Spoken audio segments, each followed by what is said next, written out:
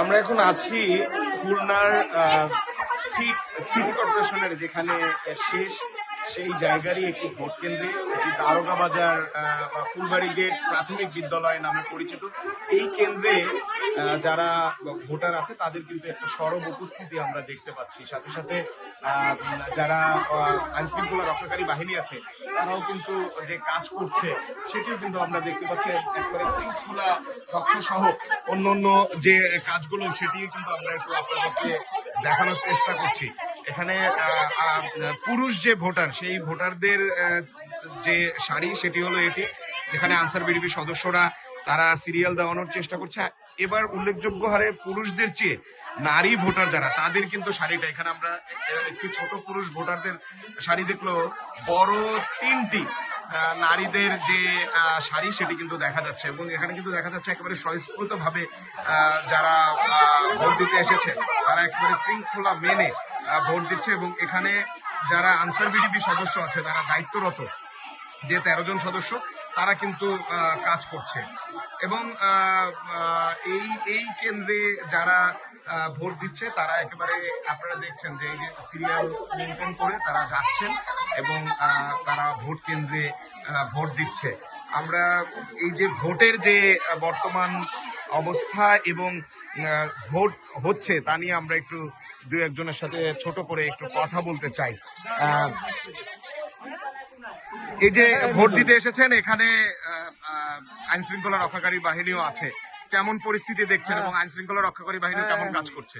হ্যাঁ বিদুল, খুব সুন্দর পরিবেশে ভোট হচ্ছে আমাদের এখানে, কোনো ঝামেলা নেই, সবাই স্বতঃস্ফূর্তভাবে সবাই অংশগ্রহণ করেছে, মহিলারা পুরুষ সবাই সুন্দরভাবে ভোট হচ্ছে। এই যে আনসার বিডিপিও কাজ করছে, তারা কিভাবে কাজ করছে দেখছেন? হ্যাঁ, খুব ভালোভাবে ওরা আমাদের সবাইকে সিরিয়াল অনুযায়ী দাঁড়ায় দিছে, যে এইভাবে 3 তলা 4 তলা। এই যে আমাকে এক ছোট ভাই ইনি বলেছে যে আমাদের উপরে ভিড়, এজন্য একটু পরে যান, আমরাও সেইভাবে ওনার কথা মতো এখানে দাঁড়ায় আছি। ঠিক আছে, ওকে, আমরা একটু কথা শুনতে চাই। এইখানে যারা ভোট, আপনি তরুণ ভোটার মনে হচ্ছে, ভোট দিতে এসেছেন, আইন শৃঙ্খলা রক্ষা বাহিনী কেমন কাজ করছে? আমি তো কেবল আসছি, আপাতত যা দেখছি ভালোই দেখতেছি। এবং এই যে ভোট হচ্ছে উৎসব মুখর একটা পরিবেশ দেখা যাচ্ছে, এখানে পুলিশ রয়েছে, আনসার বিডিবি রয়েছে, তাদের সহযোগিতা কেমন লাগছে? তাদের সহযোগিতা আলহামদুলিল্লাহ ভালো। আমরা এখানে নারী ভোটার যেহেতু বেশি, আমরা দু একজন নারী ভোটারদের সাথেও কথা বলবো।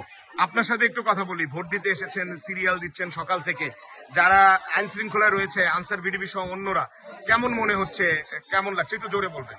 না, খারাপ না, ভালোই হচ্ছে। কোনো সমস্যা হচ্ছে কিনা? না, সমস্যা হচ্ছে না। আপনি একেবারে তরুণ ভোটার দেখে মনে হচ্ছে, এবার ভোট দিচ্ছেন, কেমন মনে হচ্ছে ভোটের আমেজ? সিরিয়াল দিয়ে দাঁড়িয়ে আছেন, অনেক ভালো লাগছে, প্রথম তো এই জন্য অভিজ্ঞতা, এখন ভোট দেওয়ার পরে বোঝা যাবে আরো। আচ্ছা, এই যে আনসার বিডিবি সহ পুলিশ এবং অন্যান্য আইন শৃঙ্খলা রক্ষা বাহিনী রয়েছে, তাদের তৎপরতা কেমন লাগছে, তাদের সহযোগিতা কেমন লাগছে? অনেক ভালো, তারা অনেক ভালোই করতেছে, তাদের ডিউটি অনেক ভালো। কোন ধরনের অসহযোগিতা পাচ্ছেন কিনা? হ্যাঁ, পাচ্ছি। কি অসহযোগিতা? এই যে মানে কার্ড দেখাই দিচ্ছে সিরিয়াল অনুযায়ী, ওটা তো সহযোগিতা। হ্যাঁ সহযোগিতা পাচ্ছে। ওকে, ধন্যবাদ। আমরা এখানে যারা ভিডিপির সদস্য এবং অন্য যারা রয়েছে, আমরা একটু তাদের সাথে, আপনি এখানে সকাল থেকে কাজ করছেন, মানুষের উপস্থিতি এবং যারা ভোটার তাদের সহযোগিতা কেমন পাচ্ছেন? মানুষের উপস্থিতি অন্যবার থেকে অনেক ভালো, কারণ সবাই এখন সুষ্ঠুভাবে ভোট দিতে পারতেছে, নিজের ভোট নিজে দিতে পারতেছে। বড় কথা এটা, মানুষের উপস্থিতি অনেক বেশি আর তারাও আমাদের অনেক সাহায্য করতেছে। ধন্যবাদ। আপনারা দেখছিলেন যে এখানে যারা আসলে ভোট দিতে এসেছে তাদের যে একটা উপস্থিতি সহ তাদের যে ভোটের যে দেওয়ার যে প্রবণতা বা তারা যেভাবে ভোট দিচ্ছে সেই যে অনুভূতি, সেটি কিন্তু তারা প্রকাশ করছে। আমি একটু আপনাদের বলতে চাই, সেটি হলো এবারে ত্রয়োদশ সংসদ নির্বাচনে আনসারের 5,76,000-এর মতো আনসার বিডিবি সদস্য মাঠে কাজ করছে। সব আইন শৃঙ্খলা রক্ষাকারী বাহিনীর মোট 9.5 লাখ আইন শৃঙ্খলা রক্ষাকারী বাহিনী কাজ করছে।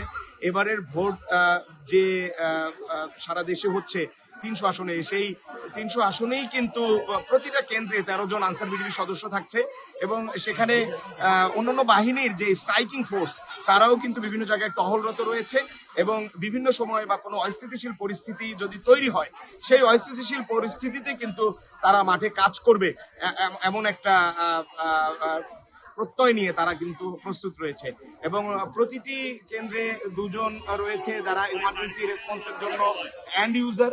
কোনো অস্থিতিশীল পরিস্থিতি হলে তারা সাথে সাথে রিপোর্ট করবে এবং তারা স্ট্রাইকিং ফোর্স তারা এসে সেই পরিস্থিতি নিয়ন্ত্রণে আনবে। ধন্যবাদ।